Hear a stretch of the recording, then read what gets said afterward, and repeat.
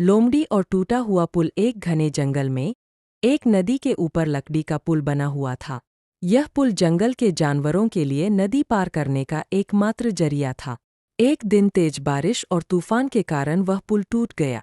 अब जानवर नदी के दोनों किनारों पर फंसे हुए थे। हिरन, बंदर, खरगोश और पक्षी सभी चिंतित होकर सोच रहे थे कि अब क्या करें। इसी दौरान वहां एक चालाक लोमड़ी आई। उसने देखा कि सभी जानवर परेशान हैं। उसने अपने मन में एक योजना बनाई और ऊंचे पत्थर पर चढ़कर सबको बुलाए। लोमड़ी ने कहा, दोस्तों, मैं तुम्हारी यह समस्या हल कर सकती हूँ। अगर तुम मेरी मदद करोगे तो मैं तुम्हारे लिए एक नया पुल बनाने का रास्ता निकालूंगी। लोमड़ी ने चालाकी भरी मुस्कान के साथ कहा, मुझे काम करने के लिए ताकत चाहिए। अगर तुम सब मुझे थोड़ा थोड़ा खाना दोगे तो मैं सोचकर बताऊंगी कि पुल कैसे बनाया जा। जानवरों को लगा कि यह सही बात है।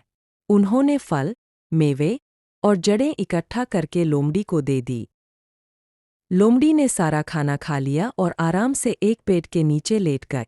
उसने सोने का नाटक किया और बीच बीच में गहरी सोच में होने का दिखावा करती। जानवर दूर से उसे देखते रहे, लेकिन जब कुछ दिन बीत गए और कोई हल नहीं निकला तो उन्हें गुस्सा आने लगा। बड़े हाथी ने लोमड़ी की चालाकी को समझ लिया। वह गुस्से में लोमड़ी के पास गया और कहा, तुमने हम सबको धोखा दिया है। तुमने सारा खाना खा लिया, लेकिन अब तक कोई हल नहीं बताए। अगर तुमने हमारी मदद नहीं की तो तुम्हें इस जंगल से निकाल दिया जाएगा। लोमड़ी डर गई और झुककर माफ़ी मांगने लगी। उसने कहा, मुझे माफ़ कर दो, मैंने गलती की।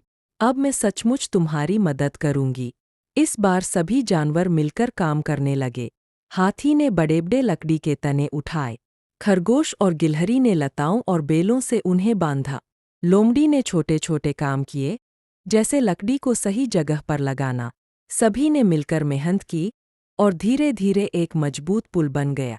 नया पुल तैयार होने के बाद सभी जानवर खुशी से झूम उठे। उन्होंने पुल को पार किया और नदी के दूसरी तरफ पहुंच गए।